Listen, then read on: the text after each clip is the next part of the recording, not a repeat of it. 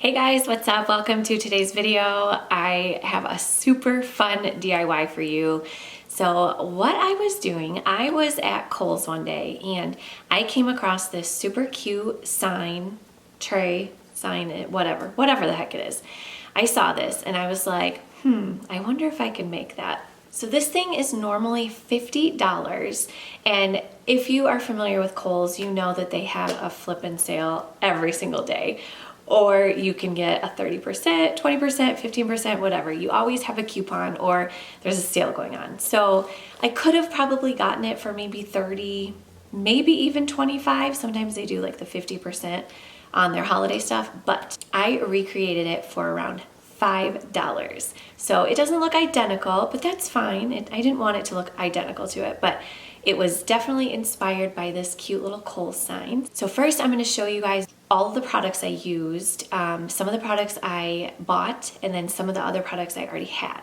So let's get into it.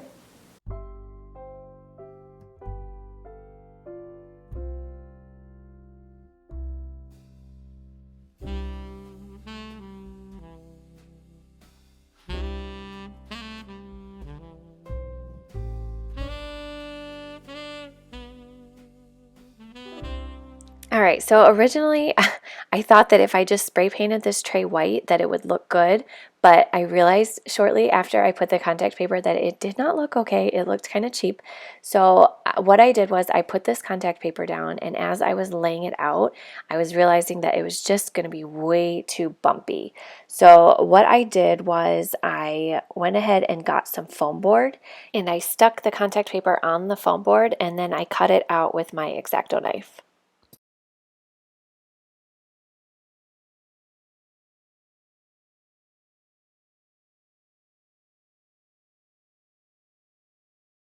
And then to make it fit nicely into the tray, I just kind of cut off the corners of the foam board and then it fit perfectly. So for this next part, I found some really cool looking cardstock that looked like wood, and I was going to cut it up. I was cutting it into 3-inch pieces, and I thought it would be really neat if I could somehow fold it along the edge of the tray and just glue it down to that so it would maybe look like the wood from the original tray that I was trying to duplicate. But once I glued it down, I realized it looked so cheap. So I ended up taking all of that off. And when all else fails, go ahead and just use some twine. So I found this really thick twine that I had. I'm not even sure where it's from. I don't think it's from Dollar Tree because it's super thick. So I just lined the entire tray with this until the white part wasn't showing anymore, and so I just kind of made this as like a frame for it. And then once that was all done, I'm just going to go through and make sure there's no glue gun strings, and just make sure there's no twine strings hanging out. So now I'm going to go ahead and take this little wooden Dollar Tree sign that I found, and I'm going to spray paint it with my deep gray matte spray paint, and I'm going to use my galvanizing method. If you guys are unfamiliar with it, I will link it up above and down below. It's 2 products, super easy. So now I'm going in with my platinum acrylic paint, and I'm just going to use my little sea sponge and sponge the entire sign to make it look galvanized. Next, I'm going to take these little, they're kind of like furniture pads, I think, that you put on the bottom of furniture so it doesn't scratch your hardwood floors. And I'm just going to cut these into smaller little pieces and put them on the back of the Let It Snow sign so that it will stick out a little bit and give it a 3-dimensional look. So once I have these stuck on, I'm going to go ahead and glue them onto the tray.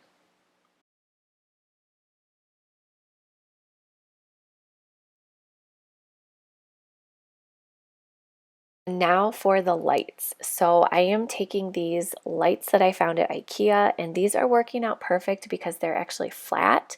And not to say that the other ones wouldn't work out okay, but I think these are going to work out really, really well. So I'm taking my X-Acto knife and I'm going to make 12 little holes because there's 12 lights on my strand. And I'm just going to kind of space them out, making sure I don't hit the Let It Snow sign. And I'm just going to do this with my X-Acto knife, and then I'm going to go back in with this sharp little tool that I have, and I'm going to make the hole even bigger so that the lights will fit through.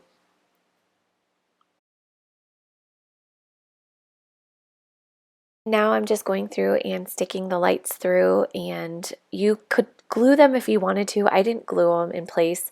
I think they're going to stay okay, but if you wanted to reinforce them a little more and glue them, you could totally do that.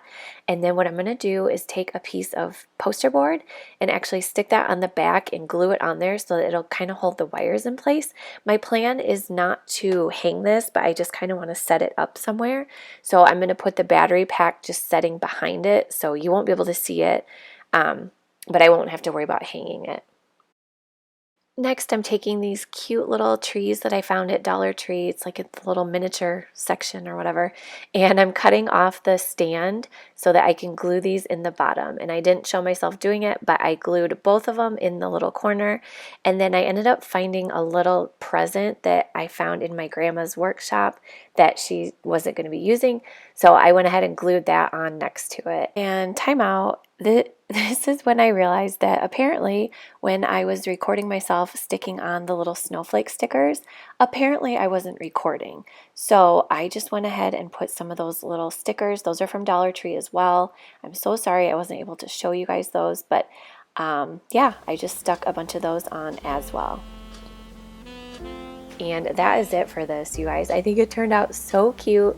It's not exactly how the Kohl's one looks, but this one I think is so cute, and I can't believe I made it from Dollar Tree items for around $5. I mean, a lot of the stuff I already had in the house, so I only needed to purchase a few items, and I think it turns out really cute. I hope you guys enjoyed this Christmas DIY, and we will see you all soon. Bye.